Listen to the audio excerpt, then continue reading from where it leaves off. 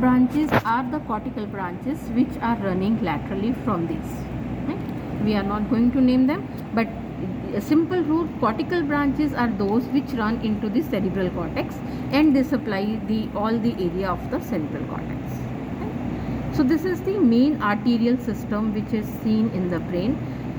Notice its relationship with the optic chiasma. It's present just above, and this is the oculomotor nerve which is emerging here. And at the base of the brain we have a cisterna here. We call it's a cisterna interpeduncularis, because circle of Willis lies in the interpeduncular fossa. So there is a interpeduncular cistern here. So it is lying, all the vessels are lying into the subarachnoid space, right? They ramify in the subarachnoid space, and then the branches are sent inside, which we have just mentioned as the end arteries, right? So this was about the arterial system of supply to the brain.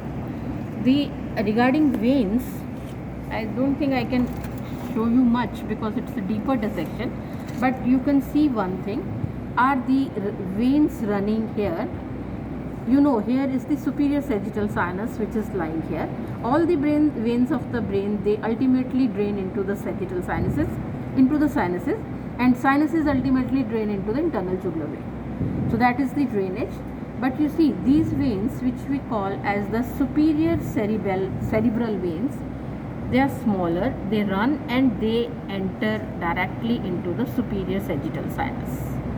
There are the inferior cerebral veins, and there will be a anastomoting vein, superior anastomoting, which will be connecting the superior cerebral veins with the inferior cerebral veins. Right? These are visible on the surface of the vein, supralateral surface. And so the perforated substance I just mentioned are those substances of brain which are perforated by the central and cortical branches of the circle of Willis, through which the central branches enter the internal subject. So what we have here when we pass laterally, this is the first substance. It's not that clearly shown here, but the anterior perforated substances are present here, deeper to these vessels.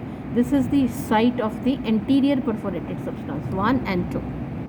The posterior one lies in the fag end of the interpeduncular fossa. At this point, where you can see the bifurcation of the basilar artery into posterior cerebral, here at this point is the point of the posterior perforating substance. You see, they are just cortical surfaces which are perforated by vessels, cannot be seen from the surface, but these are the sites, posterior one and the two anterior